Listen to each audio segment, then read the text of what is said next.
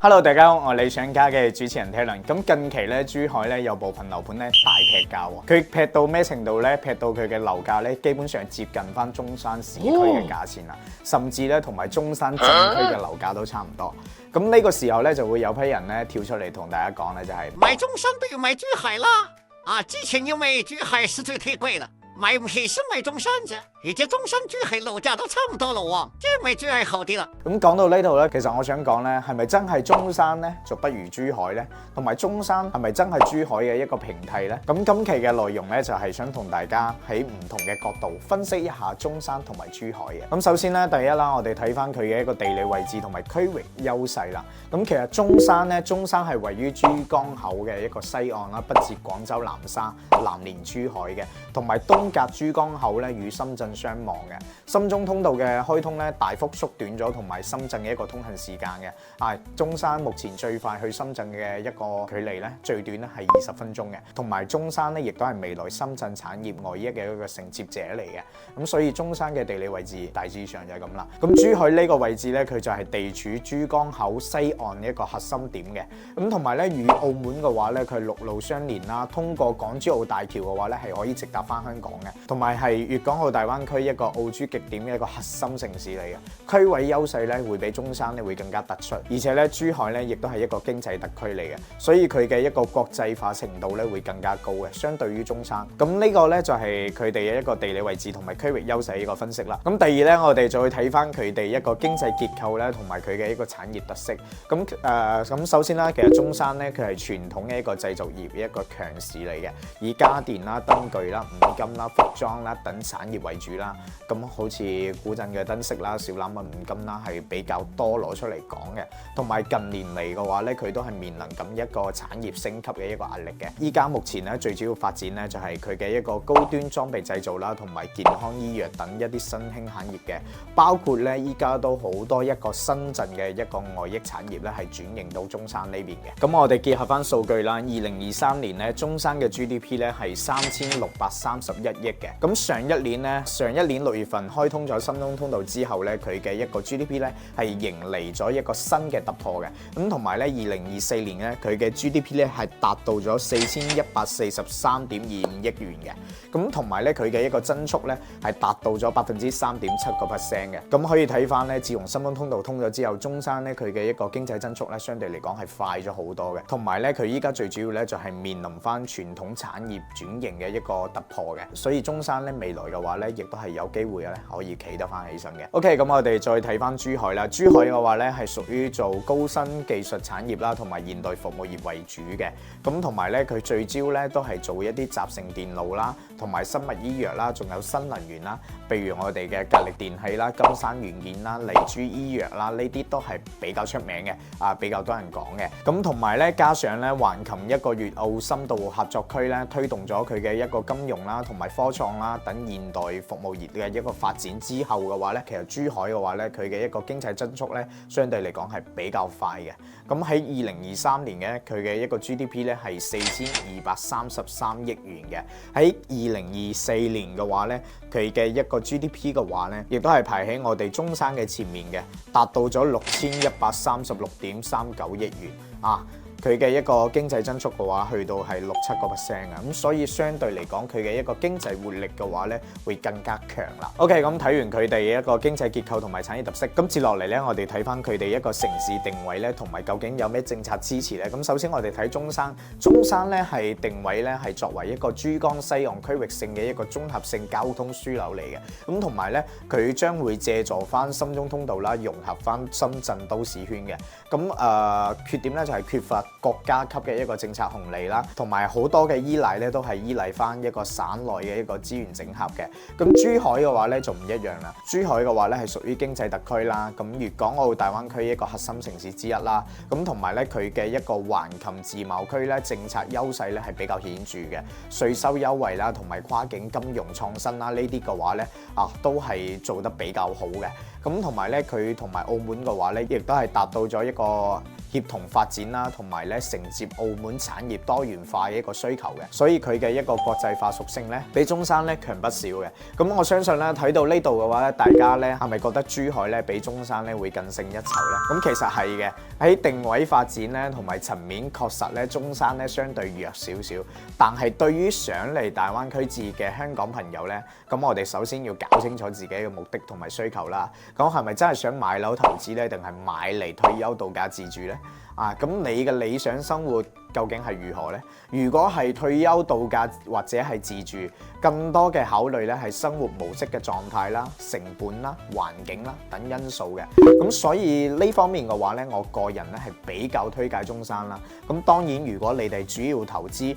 珠海肯定可以攞嚟作為首選嘅。咁或者係半自住半投資，中山嘅話咧，亦都可以攞嚟作為一個考慮範圍。但係中山相對嚟講咧，會比較挑區域少少嘅。咁如果想了解中山邊啲區域咧比較有發展潛力嘅話咧，亦都可以直接聯繫我，咁我都會俾翻一個專業嘅建議俾你去作一個參考嘅。OK， 咁講完以上幾點啦，咁我哋再睇翻啦。其實生活成本同埋佢哋一個宜居性咧，我哋都要作翻一個比較嘅。咁從房價嚟講啦，咁雖然珠海有減價咧，但係部分嘅樓盤佢哋整體咧都係高於中山嘅一個房價，所以接落嚟咧，我哋都要睇翻兩個城市一個生活成本同埋宜居性嘅。咁首先講到咧就係房價啦。咁其實房價嘅話咧，咁雖然珠海咧係有減價喎，但係都係部分嘅樓盤減價，並不是所有樓盤減價嘅。佢整體一個房價嘅話咧，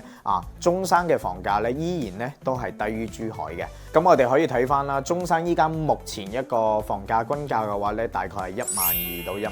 嘅，相對嚟講咧會比較適合一啲預算有限、需要置業嘅一啲街坊朋友嘅。咁珠海嘅話咧，佢嘅房價咧相對嚟講會比較高少少，依家目前一個均價咧係去到係25,000到30,000蚊嘅。咁部分降價嘅一個區域嘅話，大多數都係珠海斗門呢邊。咁斗門嘅話咧，其實係比較大嘅一個區域嘅。咁入邊嘅話咧，有分白蕉啦、井岸啦、乾務啦等等呢啲區域。咁同埋每個區域咧，佢嘅一個配套啦、配置啦，都完全唔一樣嘅。咁所以嘅話咧，我哋要參考翻珠海斗門湖心路呢邊嘅一個價錢。咁嗰邊嘅話，其實依家冇劈價嘅一啲樓盤嘅話，基本上都要去到係15,000左右。咁最近比較熱門係講得比較多咧，就係珠海嘅一個時代都會大景，係相對嚟講劈價最犀利嘅。咁係去到係8,000零蚊、9,000零蚊呢個價錢。咁但係咧，時代呢個開發商咧，亦都係經過咗幾次嘅一個債務重組啦，所以佢相對嚟講依家平價賣咧，亦都係情有可原嘅。但係其他正常嘅一啲樓盤嘅話，相對嚟講價錢嘅話都係去到係1萬幾嘅。相較於之下咧，其實中山佢嘅一個均價咧會更加平。但係去翻橫琴啦、香洲啦同埋金灣啊，其實呢啲地方嘅話咧，好似橫琴都要去到係4-5萬蚊個方嘅，香洲嘅話都差唔多。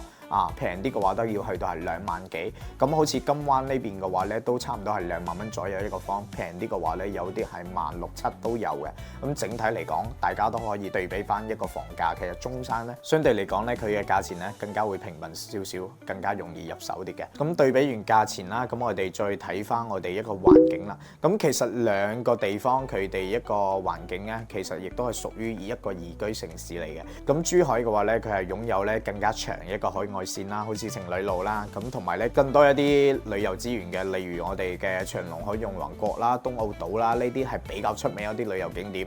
所以佢嘅一個人群嘅話，相對嚟講會比較雜少少，比較多人過嚟旅遊，所以好多一啲外地人嘅語言嘅話咧較多咧都係以國語為主嘅。咁中山呢邊嘅話咧，佢係以人文景觀為主，就係完全唔一樣嘅。你好似孫中山故居啦、尖園啦，呢啲都係有紀念性嘅一啲景點嚟嘅。咁同埋咧，中山呢個地方咧，佢本地人多，同埋講粵語嘅人咧，相對嚟講咧就會多啲噶啦。咁對於香港人嚟講咧，可以減少翻你哋一個語言嘅一個壓力。對於香港街坊嚟講，如果退休自住，中山嘅宜居性咧會更加好少少嘅。所以中山同埋珠海對比之下咧，中山有咩優勢咧？就係中山呢邊咧，佢嘅一個生活成本嘅話，相對嚟講會低啲啦，同埋放價嘅話咧，梗係珠海嘅一個1/2價錢嘅。咁同埋咧，佢嘅一個日常消費啦、餐飲啦、物業費咧，相對嚟講咧會更加低，相對嚟講會比較適合翻咧預算有限嘅一啲退休人士嘅。咁同埋咧佢嘅一個部分鎮區啦，例如三鄉啦、坦洲啦，其實已經係有比較多一啲港澳街坊咧已經係定居咗㗎啦，所以佢嘅一個社區咧相對嚟講會比較成熟，而且咧佢嘅一個生活節奏咧相對嚟講會比較慢嘅，同埋咧中山咧呢邊嘅一個城市規模咧相對嚟講會比較細，生活壓力嘅話咧係比較低嘅，咁同埋咧佢係適合追求寧靜嘅一啲退休群體嘅，而且佢仲有中山溫泉啦、孫中山故居啦等呢啲本土文化景點啦，點綴翻佢呢一個城市啊，相對嚟講係比較豐富嘅。咁結合翻以上嘅種種情況咧，咁都同大家講一下，就係如果你考慮自住咧，我會點樣同大家推介啦。咁其實我想同大家講下，如果考慮自住嘅前提底下咧，咁首先